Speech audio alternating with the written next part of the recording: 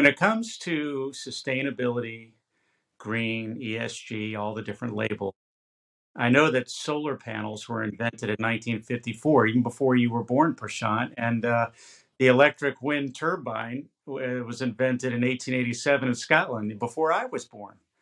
So this has been around for a while in different forms. We pretty much all care about the earth. And what is it? Why is so? I'm curious why you only had three. I only gave you three things to choose for 2023, and you chose green tech. So what's happening now versus what has happened prior? What's happening now is at least 2 decades of progress on the tech part of green. So if you look at the amount of the cost of generating power via solar panels over the last 30 years, they've dropped by 90. That's 90%. The same thing with wind power has dropped 70 over the last 3 decades. So wind and solar have suddenly got much, much cheaper. It's just that they are unpredictable because they rely on forces of nature. So suddenly it's not just about power generation, it's also about power storage, which is where something like batteries come in. So you can start seeing how a topic like sustainability goes from being a goal to actually being an ecosystem of technology. So which is why our focus is as ISG is much more on what are the technology plays coming up now. It could be a hardware, it could be a software, it could be electrical or mechanical. What could be these solutions that are coming up, and how do they come together to achieve the common goal?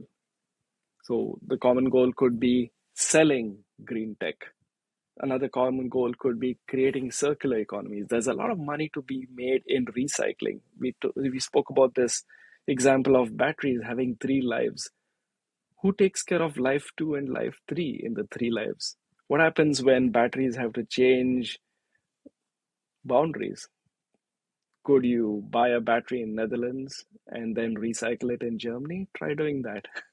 It's not as easy as it seems, right? So how do you design for circular economies, and what could be the brand new sustainability services that come up? Like we expect a few vendors to emerge who specialize in such things.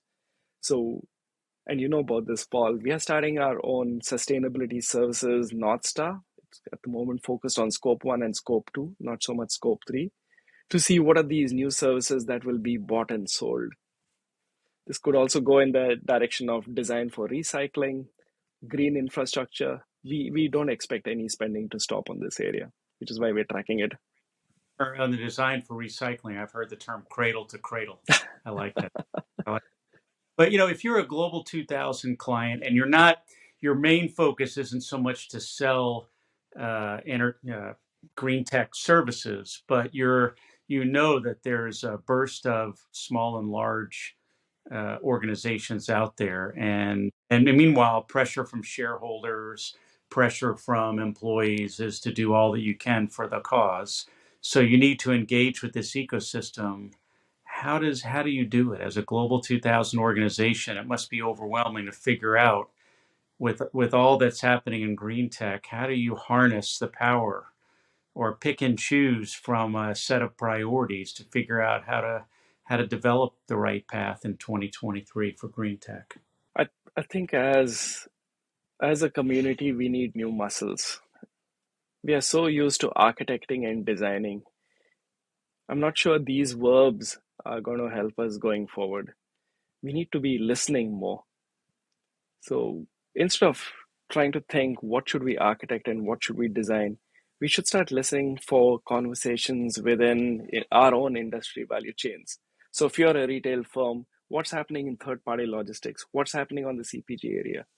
If you're a healthcare payer firm, what's happening on the provider side? What's happening on the medtech side? What's happening with bioscience and data science coming together? How does that shift my spends from diagnostics to pre-diagnostic? We need to start looking at industry value chains. Some call it ecosystem, others call it industry value chains. And we need to start tracking and listening more. The minute you start tracking and listening more, you start seeing which conversations are happening in the market outside you, outside your office. Some of these conversations might be happening without you. You just don't know about them. So just listening and tracking the conversations would help you to say, okay, what's actually happening? Then you can change gears. You could say, well, of these 10 conversations, you know what? I want to influence what happens in this conversation versus that conversation. I want to influence this. I want to track that. I want to engage here. We should move to a conversation play across industry value chains. And then we can always bring it back to architecting and design. Now, this comes with a downside, Paul. I think that because you're tracking conversations continuously, you can't plan for 3 years down the line. What does this do through 3 or 4 year programs? What does it do for large implementations?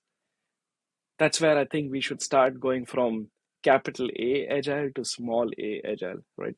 Thinking agile not in terms of doing agile, but thinking agile in terms of funding, but shipping continuous business outcomes. Tracking such conversations across industry value chains is going to move us towards a small agile.